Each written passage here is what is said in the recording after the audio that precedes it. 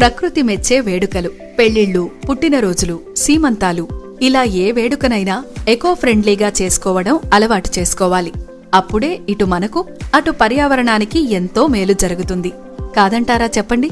ఒకప్పుడు పెళ్లిళ్లలో కేవలం పచ్చతోరణాలు, పూలమాలలు, అరిటాకులే కనిపించేవి. కాని ఇప్పుడు అన్నింట్లోనూ ప్లాస్టిక్ వచ్చేసింది. మరి దానికి చెక్ పెట్టాల్సిన సమయం కూడా వచ్చేసింది. మరేం చేయాలంటారా? అందరూ తమ ఇంట్లోని వేడుకల్లో ప్లాస్టిక్ వాడకాన్ని తగ్గిస్తే ఖచ్చితంగా మార్పు మన ఇంటి నుంచే మొదలవుతుంది. నిజానికి ఎకో ఫ్రెండ్లీ వస్తువులతోనూ వేడుకలను అంగరంగ వైభవంగా చేసుకోవచ్చు. అంతెందుకు, డెకరేషన్స్లోనూ ఎకో ఫ్రెండ్లీ ప్రోడక్ట్స్ వచ్చేశాయి. పెళ్లిళ్ల కోసం ప్రత్యేకించి కొయ్యబొమ్మల డెకరేటివ్ ఐటమ్స్ వస్తున్నాయి. కొండపల్లి, ఏటికొప్పాక, నతూన్ గ్రామ్, చెన్నపట్న ప్రాంతాల్లోని కళాకారులు కూడా ప్రస్తుత ట్రెండ్కి తగ్గట్లు బొమ్మలను తయారు చేస్తున్నారు. పెళ్లి కొడుకు, పెళ్లి కూతురు బొమ్మల నుంచి పెళ్లి సెటప్ థీమ్నే తయారు చేస్తున్నారు. అలాగే ఏ వేడుకలకు రిటర్న్ గిఫ్ట్స్ ఇవ్వాలన్నా ఎకో ఫ్రెండ్లీ వస్తువులు ఇవ్వడం అలవాటు చేసుకోవాలి.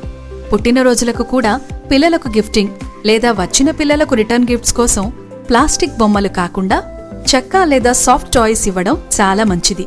ఇలాంటి ఎకో ఫ్రెండ్లీ వస్తువులు హైదరాబాద్లోని ఎకో బాస్కెట్ మొదలైన ఎన్నో షాపుల్లో పుష్కలంగా దొరుకుతున్నాయి. అంతేకాదు మన బడ్జెట్ని బట్టి కూడా ఆయా వస్తువులు అందుబాటులో ఉంటున్నాయి.